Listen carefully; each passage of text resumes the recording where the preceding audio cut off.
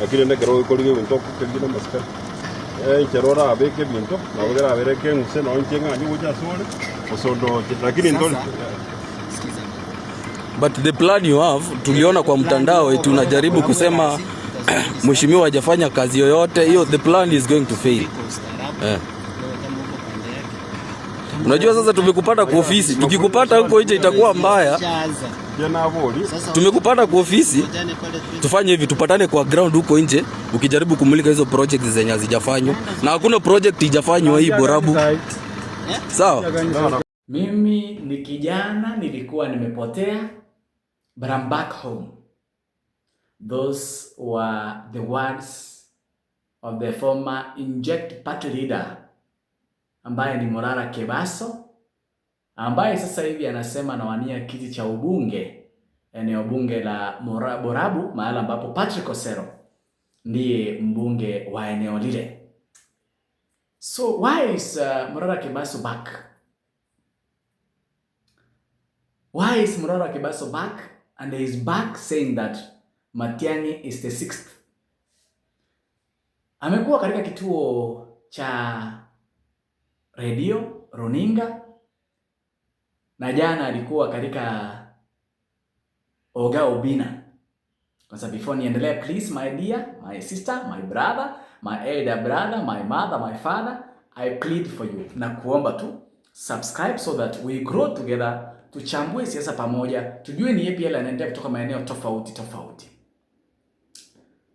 Thank you for subscribing. Morara Kebaso has realized, and he said it, alisema mwenyewe kwamba Gusii kama hauungi Fred Matiang'i mkono hauna lako. That is his words. Leo amekuwa Kirinyaga, mahali ambapo chama cha Jubilee kilikuwa kinafungua afisi nyingine mpya katika kaunti ile ya Kirinyaga ambayo inaongozwa na Anne Waiguru. Na amezungumza, amesema kwamba umaskini ndio kitu ambacho wabunge hawataka kumaliza, viongozi hawataka kumaliza umaskini, so that they'll be using the youth. Watakuwa wanatumia wa Kenya, kupea 200 unamfuata, kupea 1000 unamfuata kwa sababu hauna hiyo 1000. So amesema the first thing he'll make sure when he'll take over as the member of parliament of Bobasi, and I guess he may, the way and the speed at which anakuja nayo, he may be the next member of Bobasi constituency ambayo iko pale Nyamira County. And I have a feeling that he's saying the truth, because poverty has finished our youths. Kwa sababu mtu akona 500 na kupea, unamfuata kama bendera ambayo inafuata upepo. So he has said it, and is very clear in mind. Amesema kwamba he's fine and he's going for the seat. The seat is vacant. You know, he has been exposing things here and there, developments in Borabu, and I guess he's doing the right thing. But now let's ask ourselves this question. Tujiulize hili swali. Mbona aliacha chama chake cha Inject Party? Remember, Morara Kebaso was a wave. 2024, 2022, 2023, hapo Morara Kebaso was a wave. Alikuwa akizungumza, alikuwa ametembea Kenya yote, Wakenya walikuwa wamemchangia pesa. Akakuja akaisha wakati ambapo aliingia kwa serikali.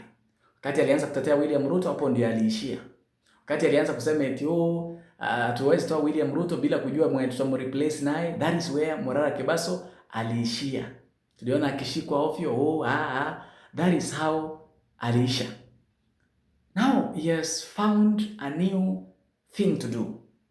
And the new job is to sell Dr. Fred Matiang'i and to use Matiang'i so that he can be elected as the next member of parliament in Bobasi. Not Bobasi, Borabu. He can do away with Patrick Osero, the incumbent one. Remember he was in Matanga, alikuwa katika Matanga, and muliona vile furugu ilifanyika pale. What do you think about Morara? Should he come back with his Inject Party or ride on this Matiang'i's? Mnaona nafaa kuja na ile Inject yake ama aendelee na hii ya Matiang'i Jubilee? Mnaonaje? Which is the best way? If you met or you meet that Morara Kebaso today, ukipatana na Morara Kebaso leo, Unajua ni wakili. Ukipatana naye leo, akwambia anataka advice yako, ungemwadvise aje? Akuje na hiyo speed na aendelee na hiyo speed, ama akuje na chama chake cha Inject Party kuwania ubunge pale Bobasi, Borabu, ama akuje na Jubilee ya Matiang'i? Ungempata leo, ungemwambia aendelee na Jubilee ama akuje na Inject? Kindly subscribe, pia nipe maoni yako. I'll be reading your comments. Subscribe. Thank you.